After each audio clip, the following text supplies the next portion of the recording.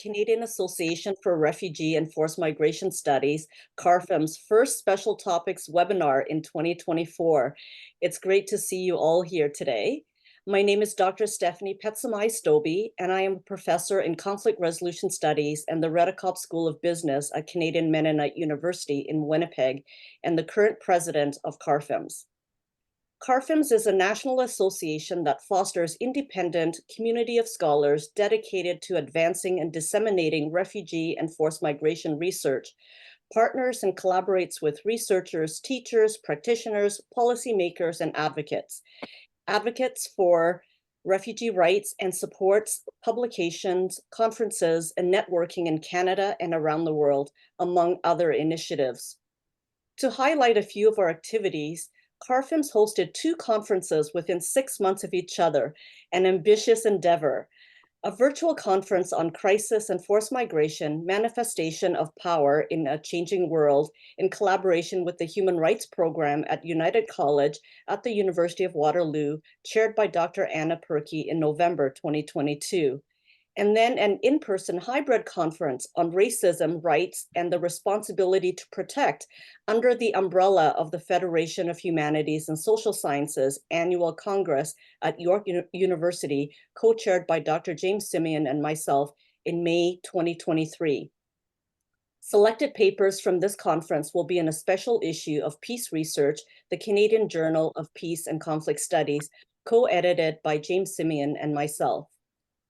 We also introduced a new CARFM's award, the CARFM's Forcibly Displaced Student and Early Career Researchers Award, with the support of the Local Engagement Refugee Research Network and Borderless Higher Education for Refugees project.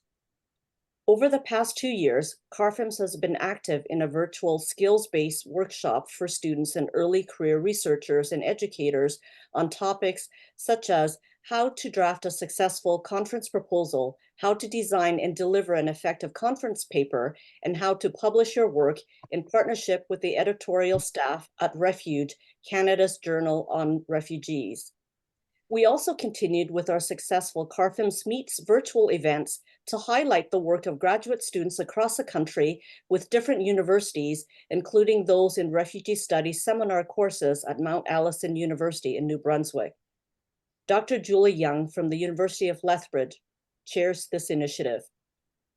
In 2023, CARFM's created a new special topics webinar series to address current issues in the field of refugees and forced migration in Canada and around the world, including resettlements, UNHCR's global trends, Canadian resettlement policy and practice.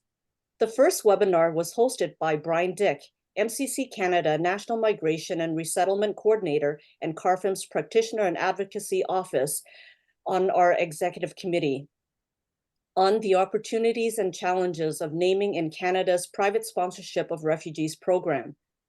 Dr. Bruno Desperron and Brian Dick serve on the Special Topics webinar series. Welcome to our webinar on war and asylum. I would like to invite Dr. James Simeon, professor in the School of Public Policy Administration at York University and member of CARFM's Executive Committee, to introduce the topic and our special speakers today. There will be time for a Q&A after the speakers have finished their presentations. Thank you. Thank you so much, Stephanie, and hello, everyone, and thank you for joining us for our first CARFM's webinar for 2024. And if it's not too late, all the very best for this new year. One might only hope that the world will be a much more peaceful place than it was last year. But that's a rather tall order. There are a number of armed conflicts that are raging in the world at present. The Geneva Academy's Rule of Law in Armed Conflict online portal, RULAC, is monitoring 114 armed conflicts in the world today. Some of these armed conflicts are recent, and others, of course, have been raging for more than 50 years. Using the Uppsala Conflict Data Program definition, which describes war as a state-based conflict or dyad, which reaches at least 1,000 battle-related deaths in a specific calendar year, fatality figures, including any combatants killed in action, as well as civilians who were deliberately killed, for example, by bombings or other attacks, the World Population Review, countries currently at war, lists 14 countries that have had fatalities from 1,000 to 10,000 casualties. That was in 2022. And it lists 39 countries with fatalities between 1 to 10,000 people. But this still represents a large portion of the 193 members of the United Nations, some 20% or 1/5 of the members of the UN. And according to the Armed Conflict Location and Event Data Project, a crisis monitoring group in the United States, 170,000 people lost their lives in war and violent conflicts in 2023. And among the top 10 countries with the highest casualties were Syria, 6,200, Brazil, 7,000, Mexico, 7,200, Somalia, 8,400, Burkina Faso, 8,500, Nigeria, 8,800, Sudan, 13,100, Myanmar, 15,800, the Palestinian territories, 22,600, and Ukraine, 30,700. And they list in terms of fatalities or casualties related to battles themselves, 82,500 people last year. So the essential point I'm trying to make here is that the world has been a very violent place with hundreds of thousands of people being killed by political violence, including wars, however it's defined and measured. But just as significantly, millions of people are being forcibly displaced because of all of these protracted armed conflicts and wars that are taking place across the globe. Now, we're very pleased to have two experts in the area of asylum and also of political violence and armed conflict. And I'll introduce our speakers in the order that they'll be presenting. Azadeh Tamjidi is a senior legal officer and head of the protection unit of the UNHCR Canada. She's based in Ottawa. She has worked not only in the Ottawa office, but also in Vancouver for a number of years. She also did an emergency deployment in Boa Vista, Brazil, to assist large numbers of the Venezuelans that were arriving in that country.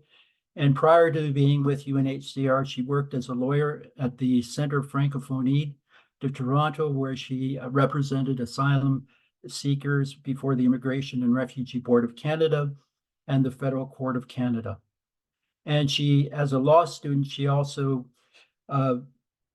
worked or undertook advocacy assignments with the famous Parkdale Legal Clinic as well. And she has an honors degree in history and political science from McGill University, and she did her law degree at Osgoode Hall Law School. And she's been a member of the Ontario Bar since 2011. And Anne Fitzgerald is the director of the Basili School of International Affairs. She's also a professor in the Department of Political Science at Wilfrid Laurier University. And she has also worked at King's College London University's International Policy Institute, and also with Cranfield University in the UK, where she was the Director of Defense Security Leadership. And when she was with Cranfield, she led the UK government-funded Global Facilitation Network for Security Sector Reform and Cranfield's Center for Security Sector Management. So we're very pleased to have them with us today, and we'll start with Azadeh. Thank you. Thank you very much for the introduction, and really pleased to be here. I appreciate the invite and the opportunity to speak with you today about this very important topic. I'm going to start with a very general overview of what UNHCR is currently seeing globally in terms of displacement and conflict causing displacement. Then I'll go over a little bit the refugee definition and how that's changing and how governments are responding. and how UNHCR is trying to work to address root causes, something that unfortunately is becoming harder and harder to do. So for the numbers portion, I'm going to just show a couple of visuals and go through what we're seeing in terms of trends. So I'm going to share my screen right here. Hopefully this will work. Okay. So I hope people can see the slides. Okay. So in terms of global displacement, what we've seen is an ever-increasing number of people being forcibly displaced. And that includes refugees, internally displaced persons, and people who are under an international protection regime. So don't necessarily fall within the definition of a refugee, but have international protection concerns and risks as well. So right now, actually, the number is even higher. According to our internal estimates, we're looking at more than 114 million forcibly displaced people worldwide. A large proportion of those are internally displaced people. And then you go into the refugee numbers, which are a little smaller, but 36.4 million are currently refugees, and an ever-increasing number of asylum seekers every single year. So in terms of where we're seeing refugees globally, this is part of our global trends report and our mid-year report that comes out every single year. Right now, refugees are fleeing to the countries most neighboring their conflict zone or their country of origin. So Iran, Turkey, Germany, Colombia, and Pakistan host the most number of refugees worldwide. It used to be Turkey, but now Iran has gone up because of the conflict in Afghanistan and the displacement that we saw last year and the previous year that came from Afghanistan. So Iran has moved up in terms of the country hosting the most number of refugees. In terms of where they're coming from, it's no surprise that most refugees globally are coming from places like Syria, Afghanistan, and Ukraine. Those are the top refugee-producing countries. But we're seeing now as well increased displacement in the African region, in South Sudan. We saw the conflict between Ethiopia and also Eritrea as well, increasing displacement in that region. And of course, the Venezuelan situation continues to exacerbate movements in the Americas region. And we also see, in addition, conflicts in El Salvador, Honduras, and Guatemala pushing people more northwards to Mexico and along the US-Mexico border as well.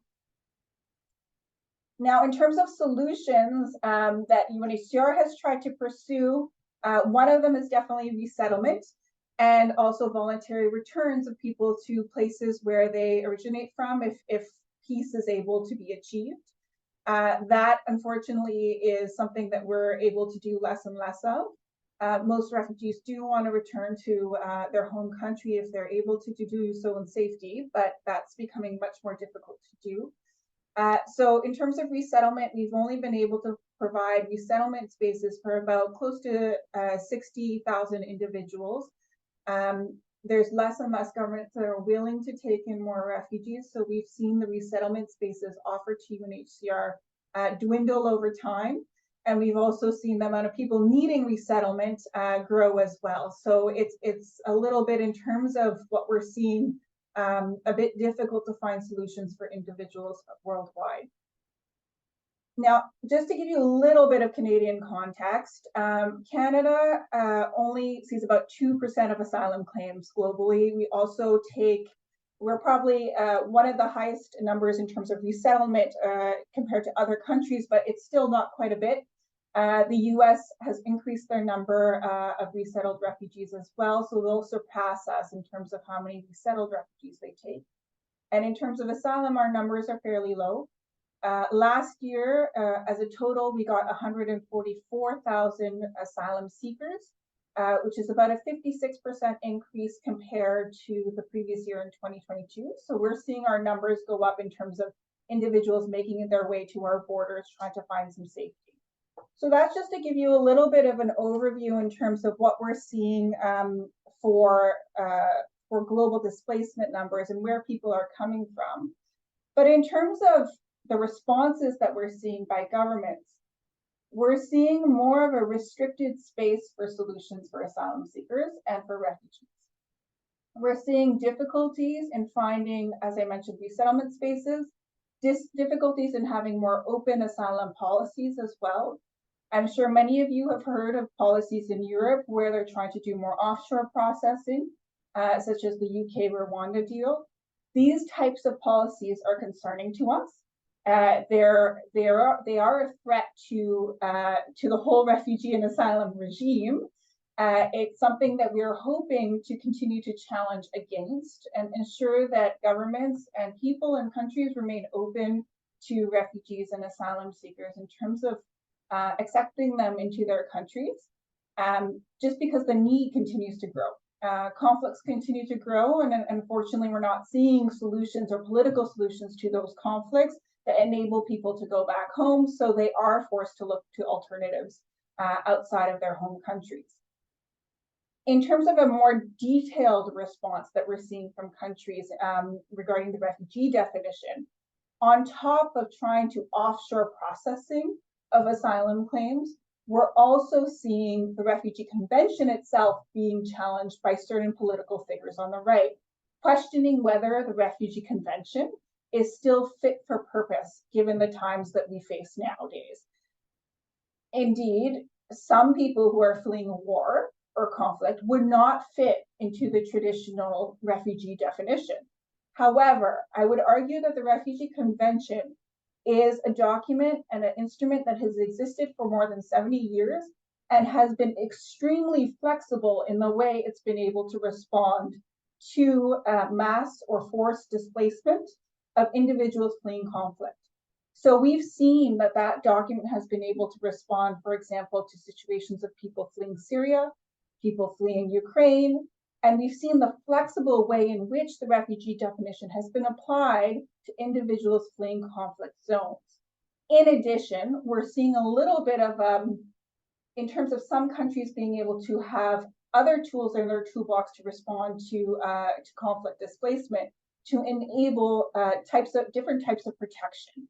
For example, in the Ukraine situation, we have seen that they've been able to employ a European definition of temporary protection to allow individuals to stay in European states for a certain period of time under a form of protection while the conflict in Ukraine is ongoing, and hopefully be able to renew that status if they need to, or go back home, hopefully, if the conflict ever does get resolved.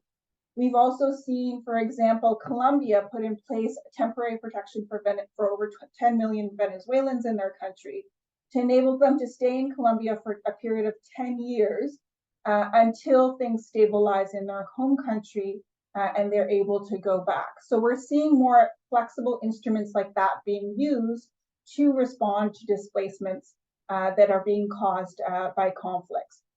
In addition, there are expanding definitions that have added on to the Refugee Convention that have enabled people to find safety and security. And those definitions include the OAU Convention, and they include the Cartagena definition as well, which expands the refugee definition to respond to displacement caused by disturbances in public order as well. So those instruments have been extremely useful in those regions of the world. And I think we do have a lot to learn from those regions of the world in places like Canada in terms of finding flexible approaches to deal with new and emerging definitions. I don't think it necessarily means that we need to relook at the Refugee Convention. I think it's there and it has its purpose, and it's a great document to continue to expand and change. And to continue to look at how that definition that was created could be applied in different situations. But we could look at these other tools as well as ways of finding solutions for individuals. Now, in terms of looking at the root causes of displacement, that's something that's becoming increasingly difficult for UNHCR to address. We are an intergovernmental organization, but we're primarily also a humanitarian organization. So oftentimes, we're finding ourselves responding to the symptoms of conflict. We're not responding to the actual causes of displacement. And it's becoming increasingly difficult because governments are less and less willing to start conversations on how to decrease or create peace, basically, and decrease conflict. So a lot of times we're looking at compacts like the Global Compact for Refugees that was put into place in 2018 to try to find ways to speak to governments in terms of negotiating solutions for those who are displaced in the first country where they arrive to find safety, or for individuals who have to find further safety on in the second or third country. So we're not really addressing the actual cause of displacement, which is really born from the current political climate that is existing in the world. A lot of times we're taking different approaches, or trying to take different approaches to respond to the movements of individuals. For example, in the Americas region, we're looking at building up the capacity of many countries in terms of their asylum systems. So a lot of people are fleeing places like Venezuela, El Salvador, Honduras, and Guatemala, and going into countries that don't have very strong asylum systems. And that makes them want to continue movements more northwards, and puts pressure on other systems that we see in other parts of the world because of that onward movement. So how do we address that onward movement? How do we make sure that people are able to find safety sooner? One of the ways to do that is to ensure that countries have strong, fair asylum systems along that route. So some of the work that UNHCR is doing is to ensure that we are providing assistance to states that are willing to and want to build up their asylum system to make sure that it's there and to respond to the needs of people that are arriving in their countries. Another thing that we are looking at is in terms of direct assistance to refugees and refugee-led organizations, and ensuring that they have the tools that they need to empower themselves and the communities that they serve to respond to their needs. Of course, this is not directly, again, addressing the root cause of the displacement, why people left their country originally, but at least it provides them with an ability to look for solutions for themselves in the first country that they arrive in, or in subsequent countries as well. What we're looking at in the horizon in the future, unfortunately, is not a very good picture. It's pretty depressing and bleak in terms of the amount of displacement that we're seeing, and the reduction of conflicts that are causing that displacement is not going down at all. And we're also seeing a rise in more right-wing politics that are causing governments to close off their systems and their doors. I would argue that the West largely is not at the brunt of that displacement. They're not looking at the majority of asylum seekers and refugees coming to their doors, but unfortunately they are the countries that are putting in place the most restrictive policies. And we are trying to open the conversation with them to ensure that they play a leading role in keeping their doors open. And this is why we held, for example, our Global Refugee Forum this past December. That refugee forum had about 4,200 participants from 168 countries, and we received about 1,600 pledges from different governments and community organizations in terms of what they're willing to do to respond to displacement that we're seeing globally right now. And this includes financial pledges, but it also includes pledges in terms of, is a country willing to provide assistance to another country on technical expertise in building an asylum system and how to do that. We also got pledges in terms of how to address climate migration. We also got certain pledges on refugee education, for instance. So all of these pledges together, through that, we're hoping will provide some solutions for people that were forced to flee their country of origin. And we're hoping will provide a brighter picture for them in the future. And hopefully we'll get, instead of continuing to see that number rise and people being displaced globally, we'll start to see that number go down in the future. And I'll leave it there, and definitely if there's questions to go ahead, I'd be happy to have a conversation with anybody on these topics and provide more details on some things that I touched on today. Thank you very much. Thank you very much, Azadeh. And now we'll turn to Anne Fitzgerald. Thanks very much, James. Can you hear me? Great. Yes. Thanks, Azadeh, for opening this session up so well. thanking the organizers for having me today. I'm a very proud fellow of McLaughlin College at York University, so it's wonderful to connect with everyone like this. I've been asked to speak on the topic of war and asylum. So what I thought I would do is share a few thoughts on that very theme. It's a real multidisciplinary intersectional area, and that's why we see people with defense and security interests coming together with experts on asylum and refugee studies, and that's certainly a lot of what we're doing here at the Balsillie School as well.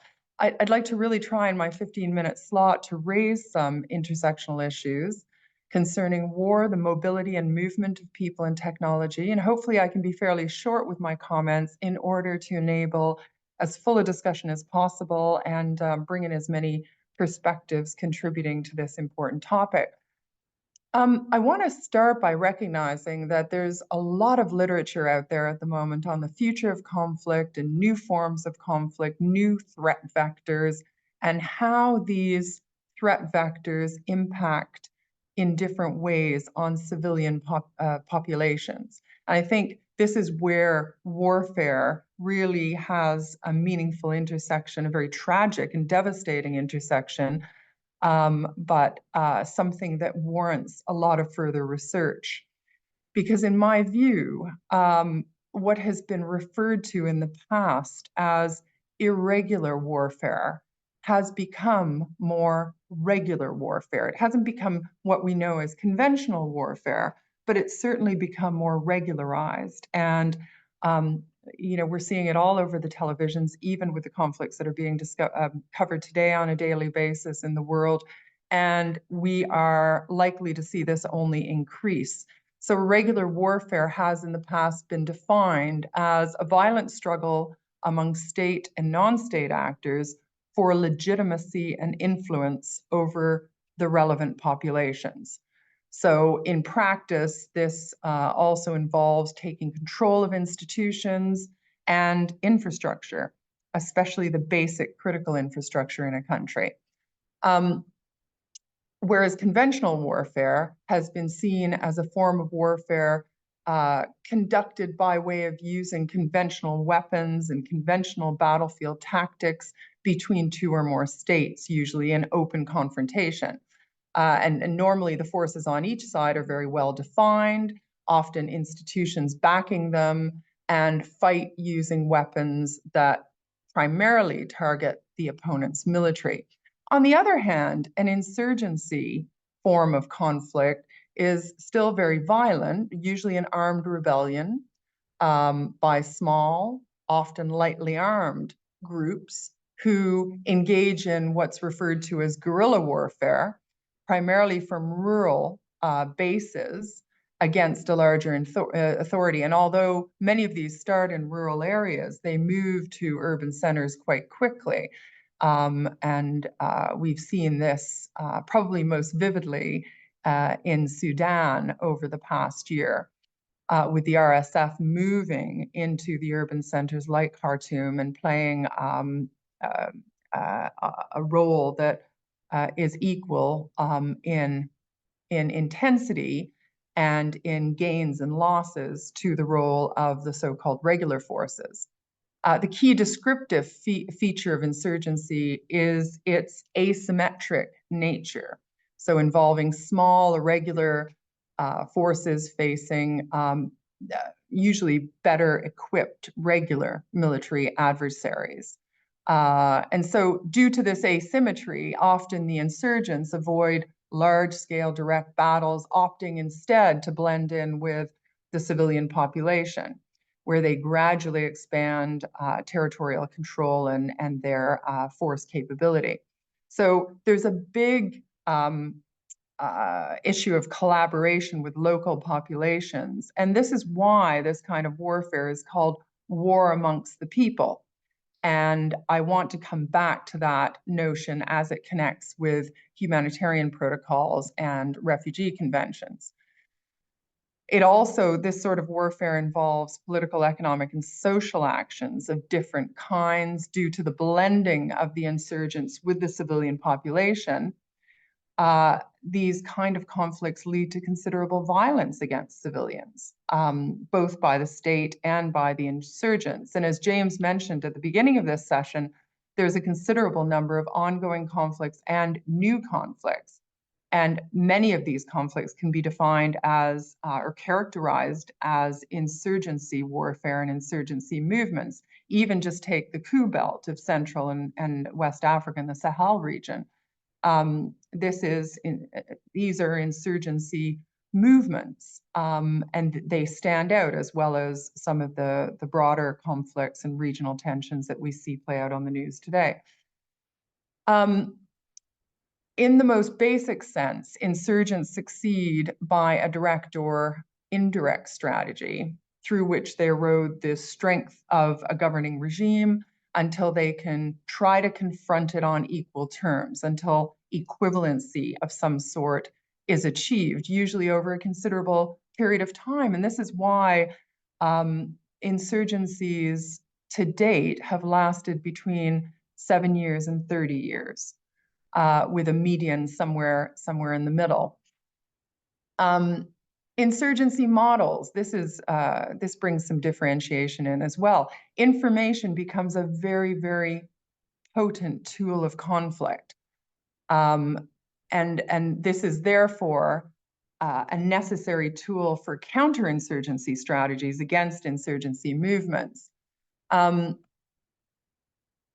David Kilcullen from this defense and security domain has written considerably on insurgency warfare, and others with him have done some excellent work in modeling and characterizing this sort of conflict, looking at the nature of the overt versus the non-overt action. The non-overt action creating difficulties for attribution and a lot of clandestine activity. It's like they talk about almost an iceberg effect, where the actual fighting and the violence is the tip of the iceberg that is observed, but there's a big chunk of activity that goes on in a clandestine nature and behind the scenes. The literature also refers to this kind of warfare taking 3 general blocks in approach. One that involves guerrilla fighters, the people at the front end, but then 2 other blocks that really warrant further investigation and study in terms of the relationship with the people. There's a block that's called the auxiliary, and the auxiliary has been known in the past, even for campaigns in Malaya, Dhofar, Burma, to be those who go into the communities, who try to keep the people on side, who try to keep the people as part of the strategy, advertently and inadvertently to those who are being targeted, and encouraging them to stay on board, saying things like, okay, give us your oxen, you'll be rewarded richly. We've almost taken the capital city, and really, extending that propaganda to keep the people on side.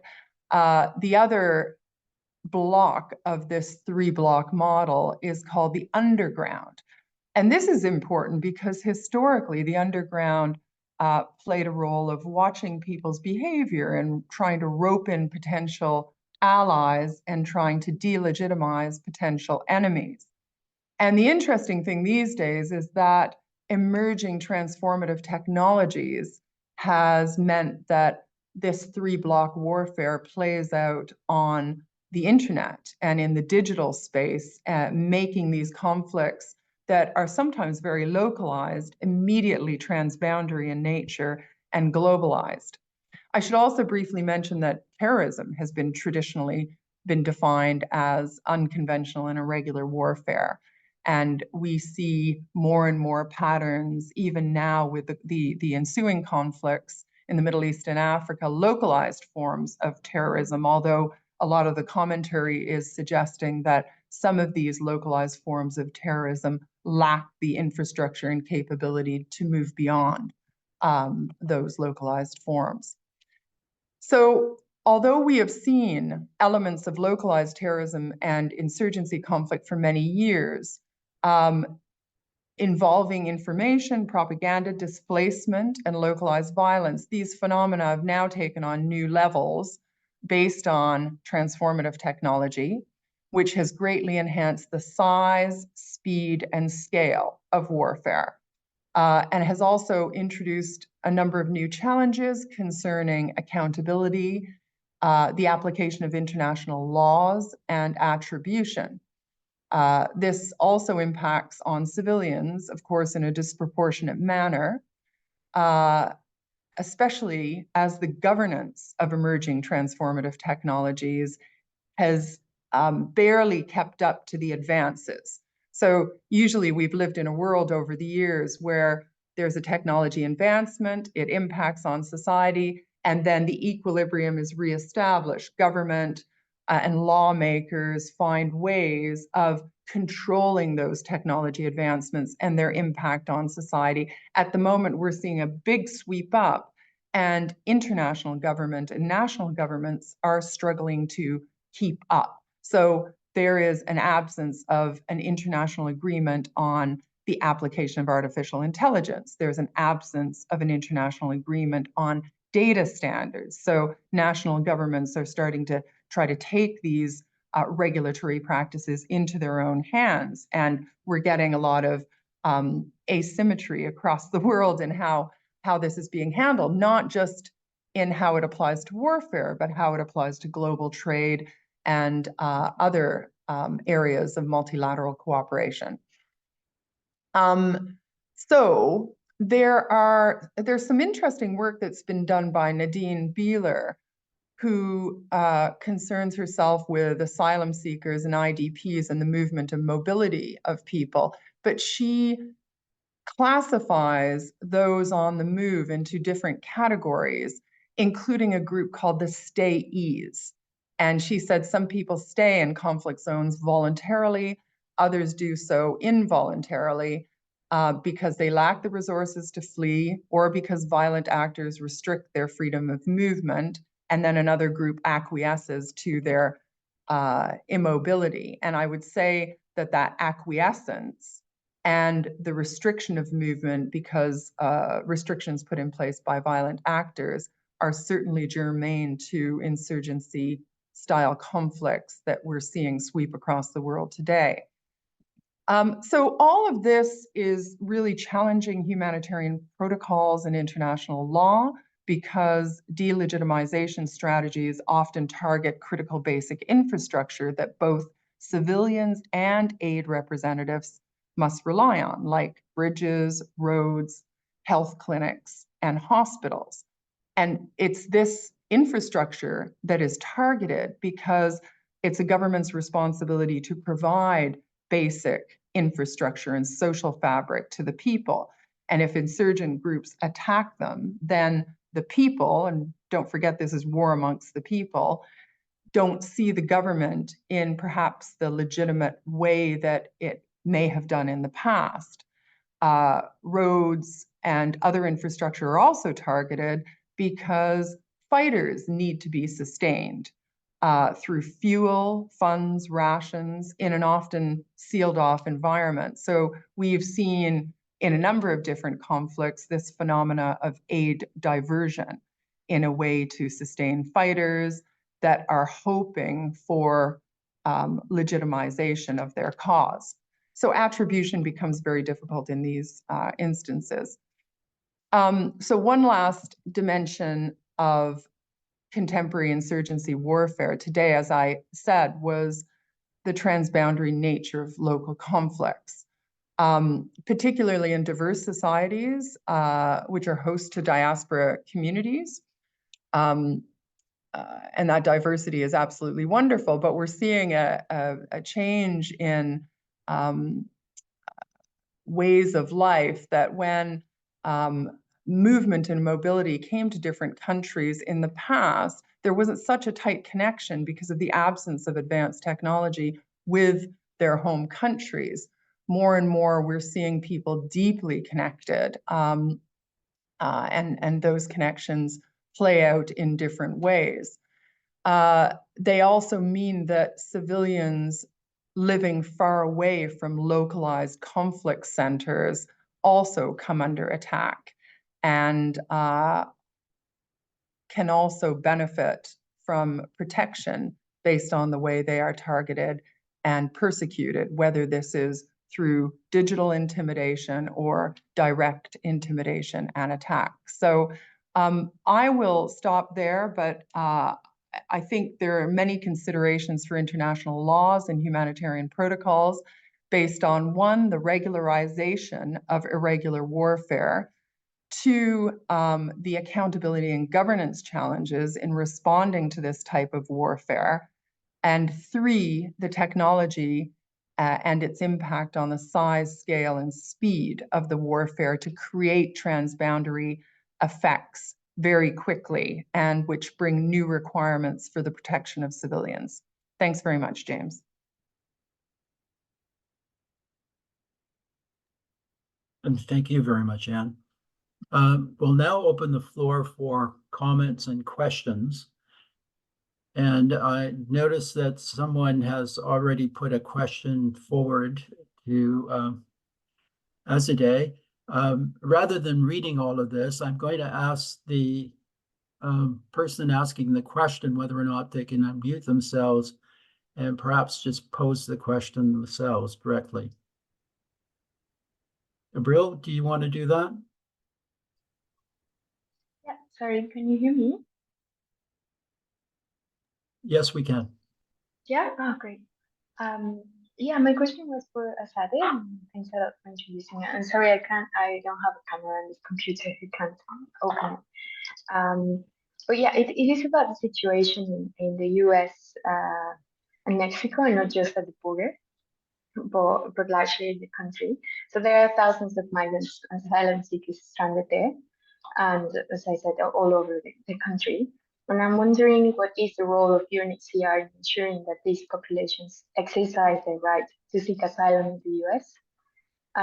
We have seen the massive use of the CBP-1 application that requires asylum seekers to have a phone, a smartphone, internet connection. They need to know how to read in the specific languages that the application is available in.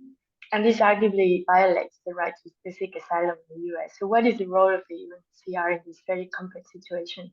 And what is being done to protect people's right to request asylum? Thanks. Thank you for the question. A fairly complex one, and I would say probably a sensitive one for an intergovernmental organization like ours. We have multiple different avenues. Sorry, Azadeh, I'm just going to stop recording here, okay? Yeah, perfect. Yeah, thank you. That's appreciated. So we have